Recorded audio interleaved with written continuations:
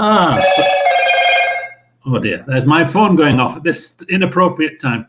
Okay, so anyway, welcome everyone to this month's Being Danielle as part of our Tuesday talks. So we've managed to scrape this into the first day of December, haven't we, Danielle?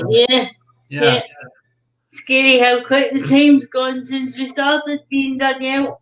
Yeah, it is, and it will continue to go like that, I'm sure. And just this is your Christmas special. Yeah, hence the Christmas t-shirt. The least Christmassy Christmas t-shirt I could find. Okay. And because I'm not a big fan. No. Okay. Well, we've agreed that you're gonna. We've commissioned you to continue these Tuesday talks through to the end of March, at least, haven't we, Danielle? Yeah, at least till the end of March, till we see what's the COVID world's doing at that point. Yeah. Yes. Okay. So anyway, I will. This month, you're going to share some of your reflections, aren't you, over the last year? Yeah, and look forward to 2021. Talk about the things I hope will happen in 2021. Yeah. Okay. Right. Yeah. Well, I will leave you. I'll go and put the kettle on. Yeah. Enjoy your coffee tea. I'll see you in a little bit. Nice to see you soon. Okay, so hi everyone, and welcome to the last Being Danielle of the year. It's really weird to think that amount of time has gone past since I started doing this slot on In Control's Tuesday Talks. In August, Christmas seems such a long time away, and now we're here. And I know that we might not be feeling as Christmassy as we normally would at this time of year, because Christmas is going to be so different for all of us this year. But I think it's important, and it was important for me to be able to look back on 2020 to see how things have changed and how things are developing for myself and for European understood. So if I look back as far as January this year, just after Christmas, I'm one of those really annoying people that has a birthday straight after Christmas. So my birthday is on the 4th of January, and next year I'll be 35, but given the whole COVID world that we've been living in for the last year, and the fact that we've not actually been anywhere really far in the last year, I've came to the conclusion that I might just decide to turn 34 again, because it's been such a strange year. But when I look back to January of this year, that was when the world was normal. I've used that term loosely because we're now in a new normal.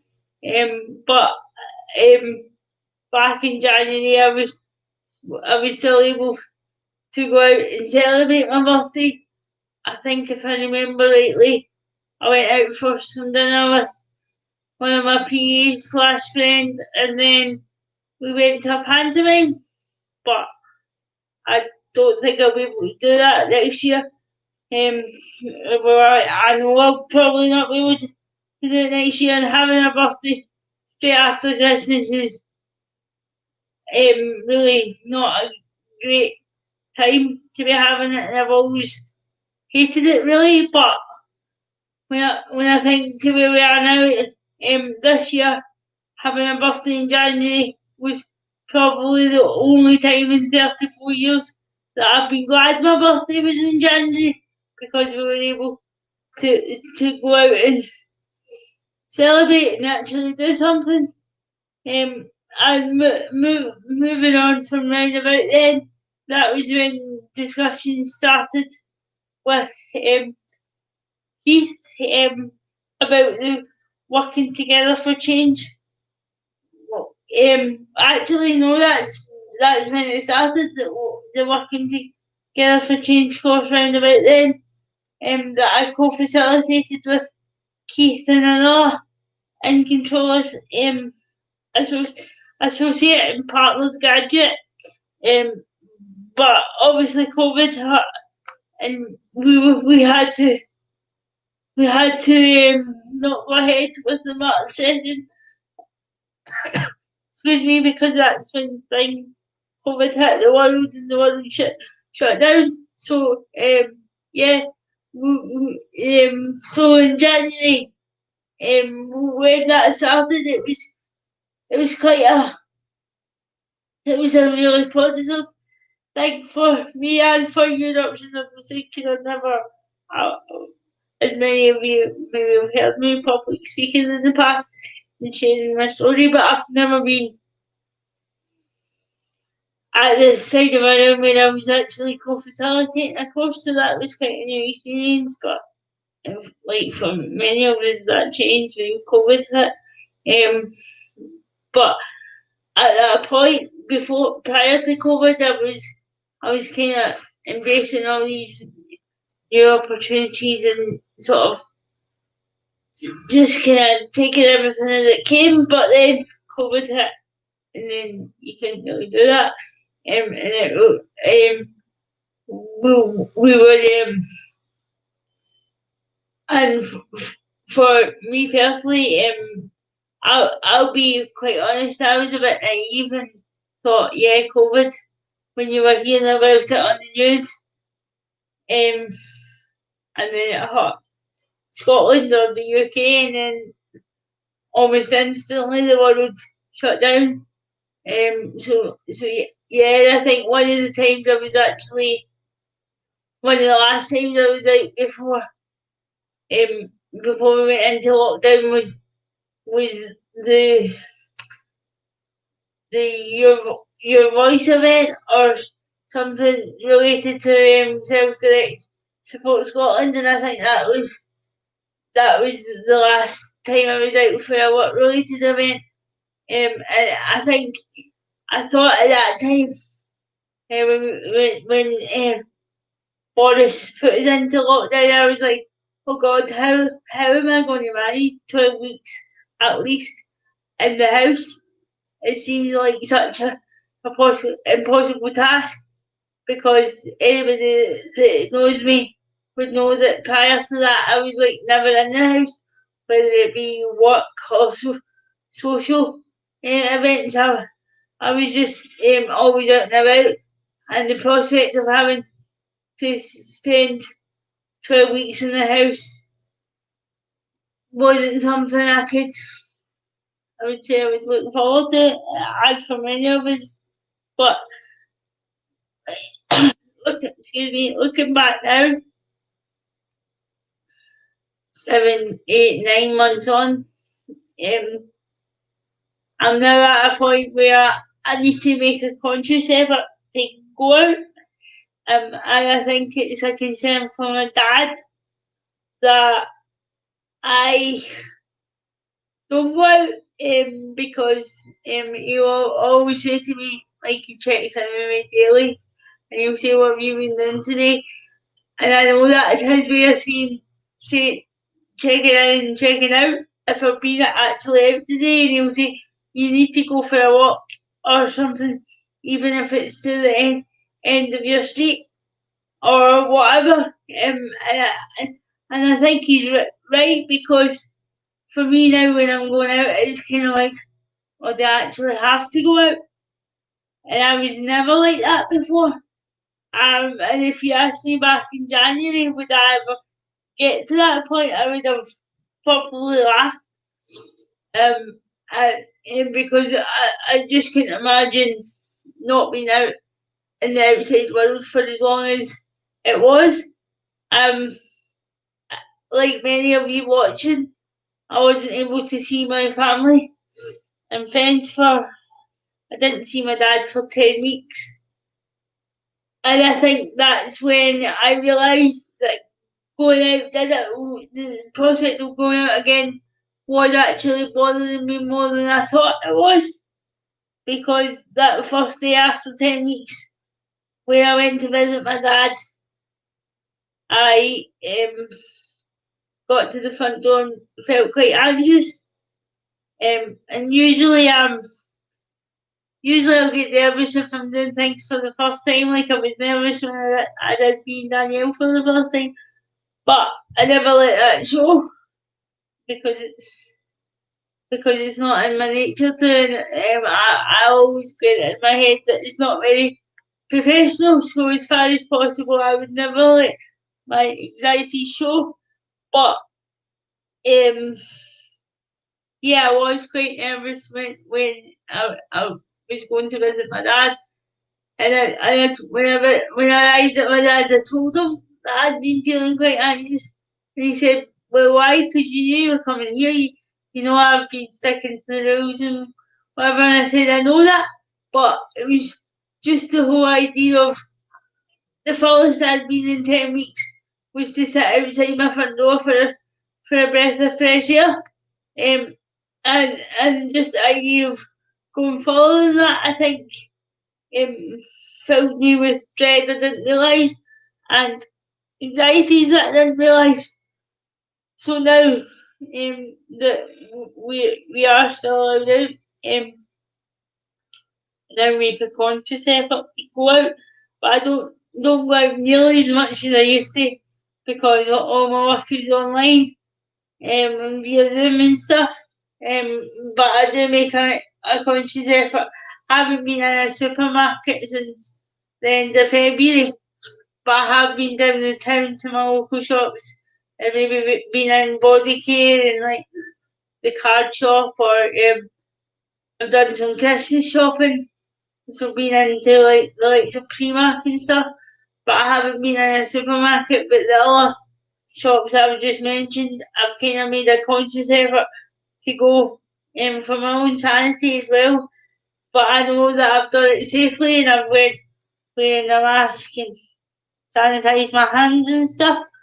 But I do have to always keep in mind that I do have to make an effort because it would be very easy to sink into the cycle of not going out. So I think for me that's one of my biggest reflections of 2020, both on a personal and a professional level. In terms of my business, I've already shared a lot through Being Danielle about some of the challenges I came up against with people making assumptions about me and about your options understood.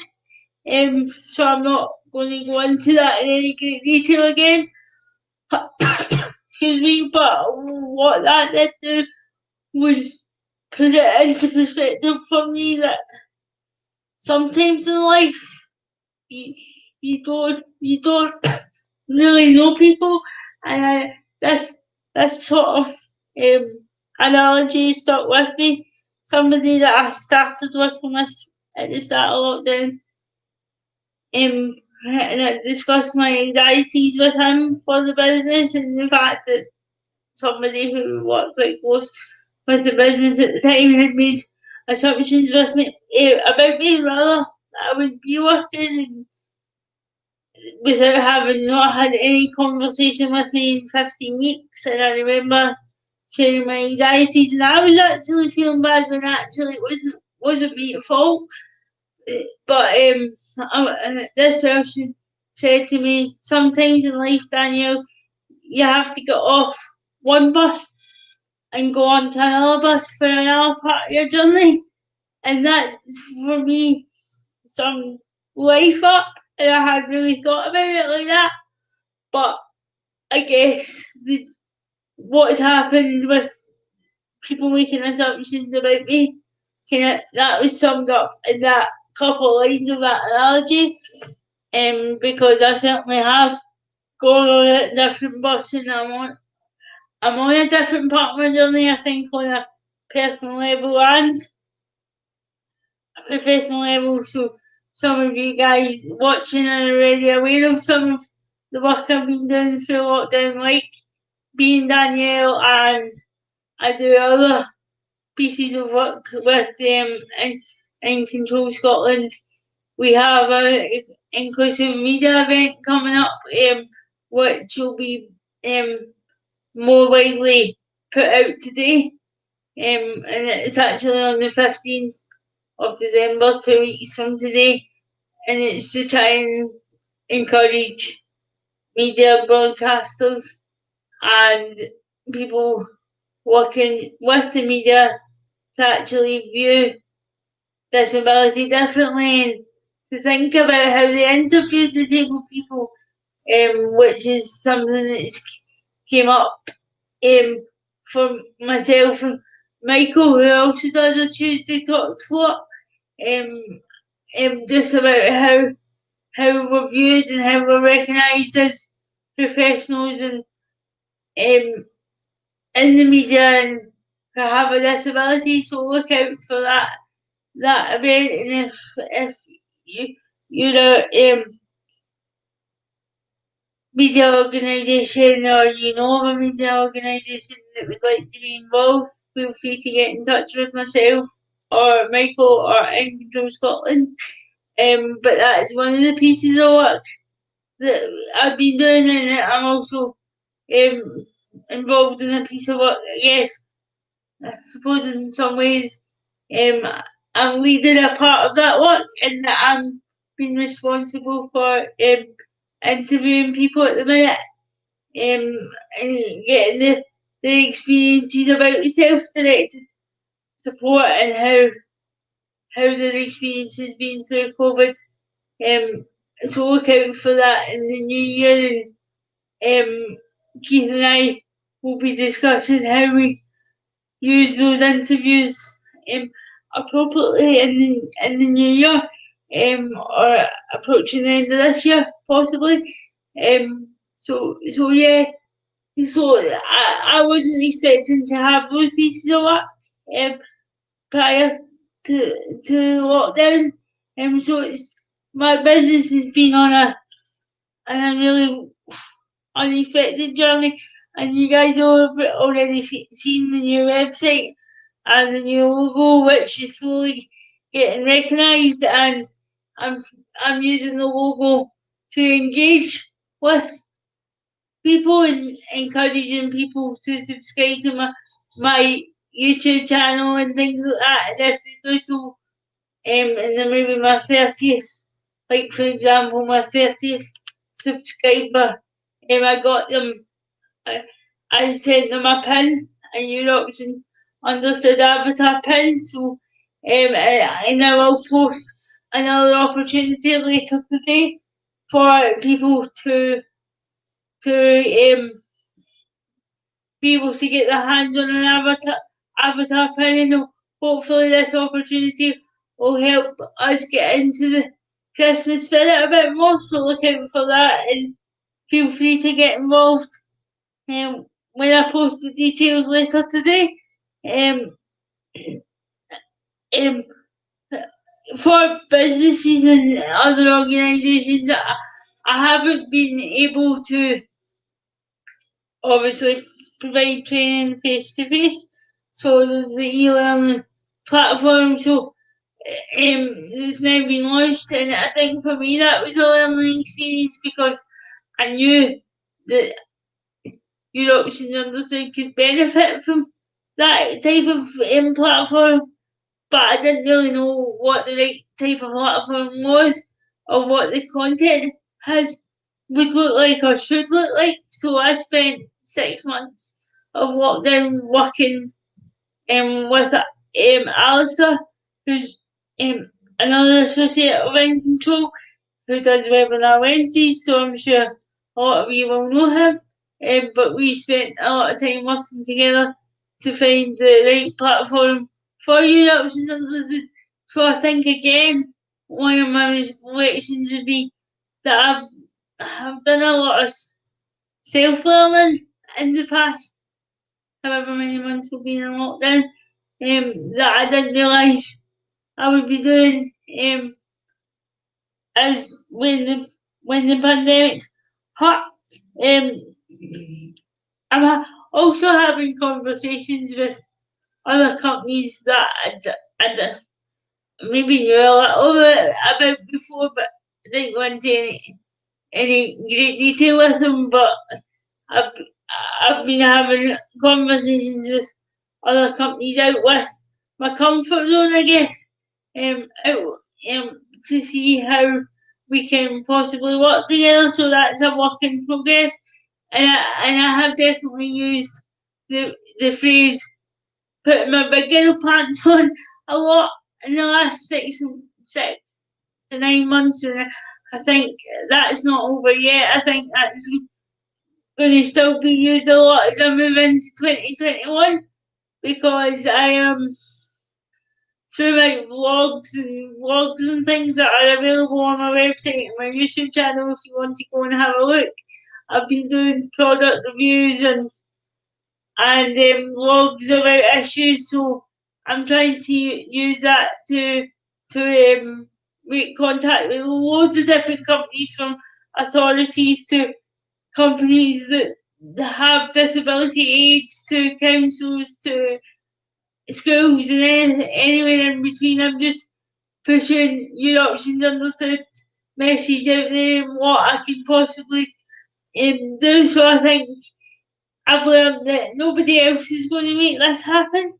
I've got the right support now to help me make this happen, and I've got the likes of Keith and Alistair and Janet in control, and other people from other organisations who know me and know Danielle and know what I'm about and know your options understood. But I think the big, again, one of the other important learning curves for me is that I've got that support, so it's important to use that support and acknowledge that support that I'm so grateful for. But nobody else is going to make this happen, and COVID could have had a completely different impact for me, and if I didn't have the work that I do have now to concentrate on, and the importance of pushing your options and understand message out there, if I didn't have all that to focus on and the things I'm looking forward to in 2021, lockdown would have been a really different experience for me in a negative point of view, if I'm really honest. So I think that's what I'll certainly take away from this, and I think as well, as many have said that have worked with disabled people or who are a disabled person ourselves, it can't go back to how it was, and things need to change for disabled people, and God forbid if another pandemic was to hit in our lifetime, disabled people can't be forgotten about. And I think that's what I've been trying to do in the work that I've been doing as well. 2021, I'm not sure what to expect, and I think we have to acknowledge that, because I think we all have to be realistic and see as how the government have came to the decision that we'd be alright to not live under restrictions for 5 days, but then go back into lockdown or something that resembles lockdown. I'm not really sure what 2021 will hold, but if 2020 is any reflection of it, I'll just have to live with whatever restrictions we have. But I think I'll just embrace any opportunities that come up. Things that I would encourage you to look out for in 2021 would be more of Being Danielle, and the topics that I've agreed to discuss up until that point. Look out for them. I don't want to spoil that in a minute. Another area that I'm looking at for 2021 is product design, and using my experience of living with a disability and using aids, and the impact that can have on people, and the design of how the design of these products aren't the best for disabled people to have their own identity. So I'm waiting for fabric that I've had designed personally for your option numbers to come through to allow me to use it for a product I have in mind. But I think it's a case of watch this space because I don't know how that's going to work. But I will be looking for some people to test out a prototype, possibly early in the new year. So look out for that, and if you want to get involved, it would be really good to have your feedback. And look out for any updates if I'm able to progress with that. How you're able to purchase that if and when it gets to that point. I look forward to more options, more opportunities and options with organisations like Angel Scotland and other organisations. I'm a bit nervous to think, could we go back to normal as we know it? In 2021, I don't think so. Because realistically, I think it'll be a while before the vaccine gets round to everybody. But I'm also a bit apprehensive about how I would deal with that, because I'm getting too used to the new normal as we know it. It's amazing how quickly you can almost forget or put it to the back of your mind. So I'm a bit apprehensive about how that will go as we move forward into 2021 and beyond. But I also think I have to look forward to it in a positive way, because if I didn't, I'm not sure how I would be able to cope with that mentally. So I think for my own sanity, I just have to embrace it as it comes, and be grateful for technology, I guess, because that has helped me a lot personally and professionally, as it has for a lot of you watching, I'm sure, and helping me to get through it. Yeah, so I think it's been an unexpected journey in 2020, and it's not over yet. So we just have to see what 2021 brings. I'm aware that that's me coming to the end of my slot for Being Danielle this month. So thanks for watching. I hope you all have a great Christmas, or as great a Christmas as we can have right now. And I look forward to seeing you in 2021.